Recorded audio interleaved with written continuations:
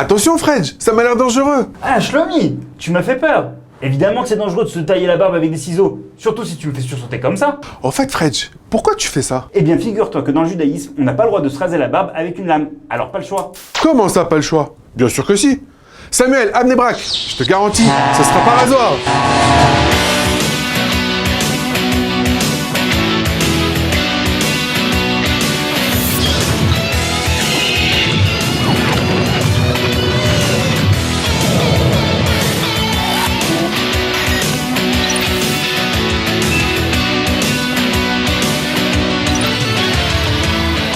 Shlomi, je viens d'arriver à Bnei Brak, mais avant tout, j'aimerais savoir pourquoi on n'a pas le droit de se raser la barbe avec une lame? Eh bien, il y a deux interdictions de la Torah. Bal Takif et Bal Tashrit.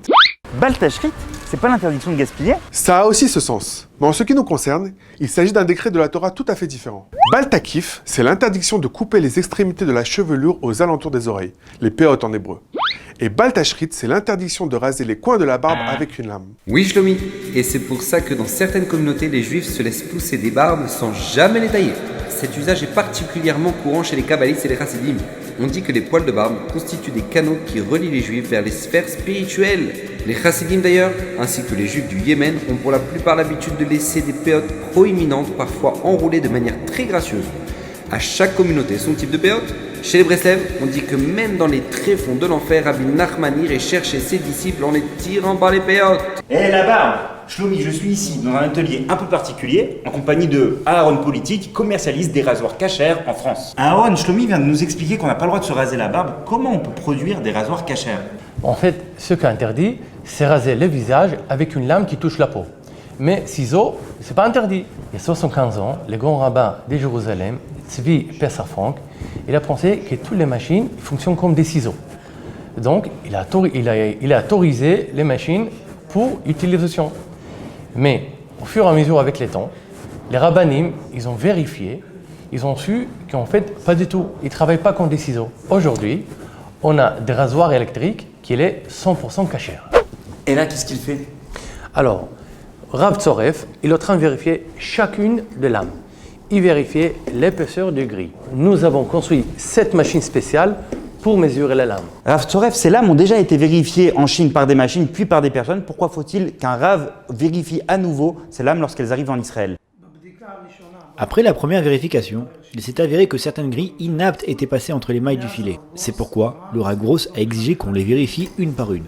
Or, dans chaque rasoir, il y a 3 grilles. Même si une seule est inapte, le rasoir n'est pas cachère. Voici 2 lames qui semblent cachères. Celle-là est non cachère et celle-là est cachère. La différence entre les deux, un micromètre. Mais quelle est la différence entre ces rasoirs cachers et des rasoirs électriques classiques? Pour le savoir, le mieux c'est de poser la question au Rav Gross qui certifie la cache-route de ces rasoirs. Dans les autres rasoirs, on ne se soucie pas qu'il reste un peu de poils de barbe sur la peau. Les gens pensent que la grille de protection est suffisante. C'est une grande erreur. Ça dépend quelle grille on place.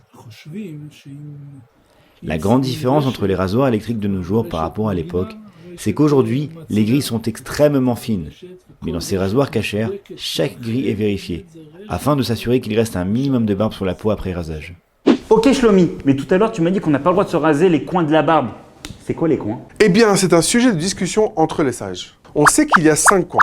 Mais comme on n'est pas sûr des zones qui les délimitent, on ne rase pas du tout la barbe, à moins de le faire avec un rasoir cachère. Mais avant ces rasoirs cachers, comment on faisait? Tout le monde gardait la barbe? Eh non, Fredj, durant la première moitié du XXe siècle, à part les rabbinim, la plupart des juifs pratiquants, y compris les étudiants des yeshivot, avaient l'habitude de se tailler la barbe d'assez près, avec des ciseaux et souvent chez le barbier.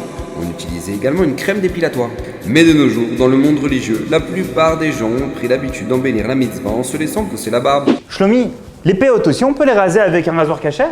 Et non, les péotes et la barbe sont 2 mitzvot différentes. On ne peut pas couper les péotes, les coins des cheveux, même avec des ciseaux. On doit impérativement laisser les cheveux au moins jusqu'à l'os zygomatique. Certains se montrent plus stricts et recommandent de laisser un peu plus bas jusqu'à la zone où le lobe se décolle, voire même jusqu'à la partie inférieure du lobe. Mais Shlomi, la partie inférieure, c'est la seule limite? Non, au-dessus des péotes, il faut respecter cette limite. Et dans la largeur aussi, interdit de tailler les péotes en pointe. Et on ne peut même pas toucher à l'épaisseur des péotes? Si, mais le poil doit être assez long pour qu'on puisse le replier sur lui-même, soit environ 5 mm.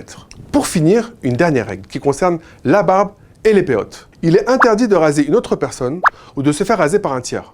Une personne qui se rase elle-même transgresse 2 interdits. Mais Fredj, pas ma barbe, qu'est-ce que tu fais? Désolé Shlomi, j'ai un poil dans la main. Allez, reprends du poil de la bête.